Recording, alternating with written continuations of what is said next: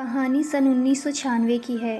रमेश उस समय करीब 18 साल का होगा और स्कूल ख़त्म करके कॉलेज में आने वाला था। उस ज़माने में कॉलेज भी कम हुआ करते थे, लेकिन रमेश जिस शहर में रहता था वहाँ कॉलेज था। उस समय जातिवाद बहुत चलता था, लेकिन रमेश इन सब को नहीं मानता था, इसीलिए उसने अभी तक शादी नहीं की। हालांकि उस वक्त 16 साल की उम्र में शादी हो जाती थी, लेकिन रमेश ने अपनी पढ़ाई के चक्कर में और उसे शादी करने का बिल्कुल मन नहीं था। उसने अपने घर में शादी के लिए मना कर दिया कि मुझे शादी नहीं करनी। और फिर मिली उसे हानिया। हानिया मुसलमान थी और पढ़ने के लिए अपने नाना नानी के घर आई थी। रमेश का घर हानिया के नाना नानी के घर के ठीक सामने ही था। वैसे तो उस वक्त लड़कियों को ज़्यादा पढ़ाते नहीं थे, लेकिन हानिया पढ़ना चाहती थी, इसीलिए वो अपने नाना नानी के पास आ गई। और जिस कॉलेज में रमेश ने एडमिशन लिया उसी कॉलेज में हानिया ने एडमिशन लिया। दोनों सेम कोर्स कर रहे थे और एक दिन दोनों की मुलाकात क्लासरूम में हुई। अभी तक रमेश ने हानिया को देखा नहीं था क्योंकि हानिया बुरखे में थी, लेकिन आगे से एक आवाज़ रमेश को सुनाई दी।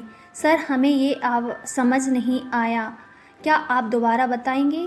रमेश ने हानिया को देखा तो नहीं पाया, लेकिन उसकी आवाज़ उसे इतनी पसंद आई कि उसे हानिया को देखने का मन करने लगा।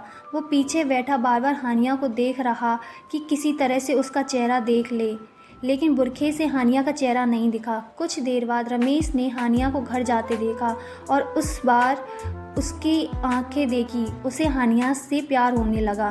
रमेश उसका चेहरा देखने के लिए बेहद उत्सुक था। रमेश रोज़ कॉलेज में हानिया को देखने की कोशिश करता, लेकिन देख नहीं पाया। फिर एक दिन रमेश अपने घर की छत पर किताब लेकर पढ़ रहा था। उसकी नज़र सामने वाली छत पे पड़ी। कोई लड़की कपड़े सुखा रही थी। अचानक से लड़की घूमती है और रमेश की तरफ देखती है। रमेश को उसकी आंखें जानी पहचानी से लगी और रमेश हानिया को देखता ही रह गया। फिर हानिया रमेश को देखकर नीचे चली गई। रमेश का दिल कह रहा था कि ये वही लड़की है जिसका चेहरा देखने के लिए वो कितने दिन से उत्सुक था। रमेश हाल ही सामने हानिया के नाना नानी के घर जाता है। रमेश को हानिया के नाना नानी अपने पोते जैसे ही मानते थे और रमेश उन्हें अपने दादा दादी जैसा। कोई भी मुसीबत होती रमेश उनकी मदद करता, क्योंकि उनके बच्चे उनसे अलग रहते थे।